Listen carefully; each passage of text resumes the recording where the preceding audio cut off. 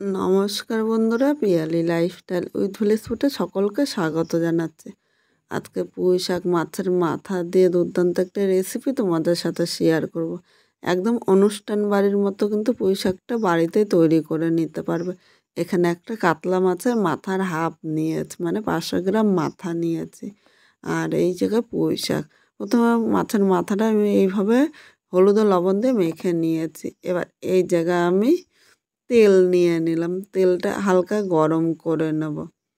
তেলটা গরম হয়ে গিয়েছে, এবার এই জায়গায় আমি মাছের মাথাগুলো নিয়ে নিলাম। যেহেতু 3টে মাথা এরকম ছোট ছোট করে আমি কেটে নিয়েছি, তাহলে মাছের মাথাটা ভাজতে সুবিধা হবে। আর বড় করে কাটলে মাছের মাথার ভেতর দিয়ে কাঁচা থাকবে, তাই আমি এইভাবে ছোটো করে কেটে নিয়েছি। এখানে নেড়ে চেড়ে মাছের মাথাটা হালকা লাল করে ভেজে নিয়েছি। এবার এই তেলের মধ্যে একটা শুকনো লঙ্কা ও মাঝারি সাইজে একটা পেঁয়াজ দিয়ে 2 মিনিট আমি ভেজে নেব।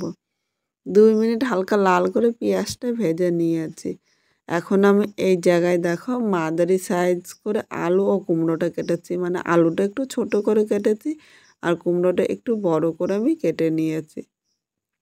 এখন কুমড়ো ও আলুটা এর মধ্যে আমি নিয়ে নিলাম।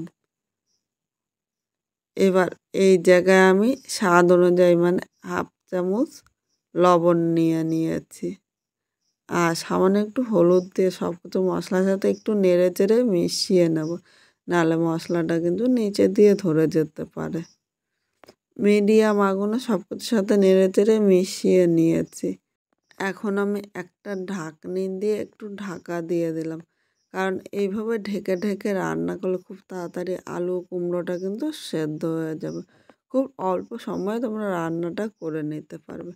এখানে ঢাকনিটা তুলে নিয়েছি, দেখো আলু কুমড়োটা কিন্তু জল ভাবটা নেই আর একটু ভাজা ভাজা হয়ে গিয়েছে। এবার এই জায়গায় আমি 1 চামচ আদা বাটা দিয়ে দিলাম আর হাফ চামচ আমি রসুন বাটা নিয়ে নিয়েছি। এর সাথে আমি সামান্য একটু লবণ নিলাম আর হলুদ নিয়েছি আর হাফ চামচ জিরের গুঁড়ো নিয়েছি।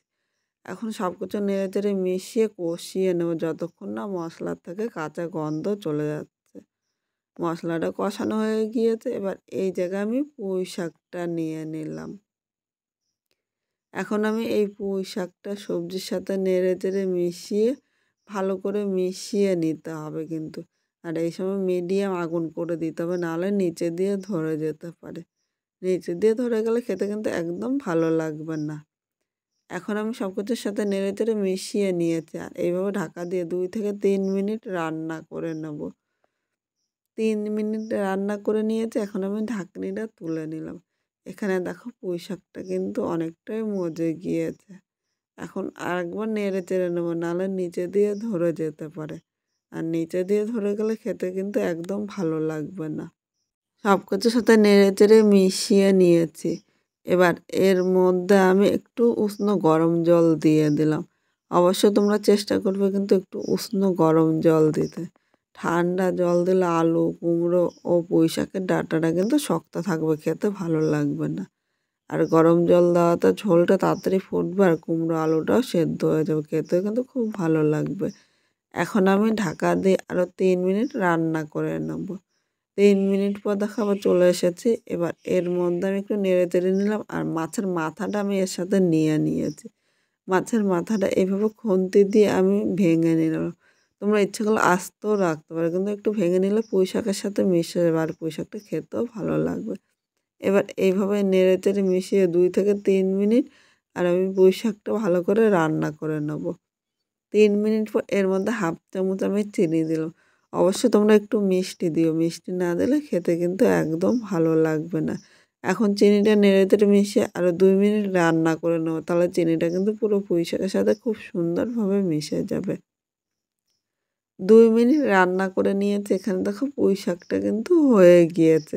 এর থেকে বেশি টানাবো না। আজকে খুব সাধারণভাবে পুঁই শাকটা রান্না করেছি। তোমাদের কীরকম লাগলো অবশ্যই কমেন্ট করে জানিও কিন্তু।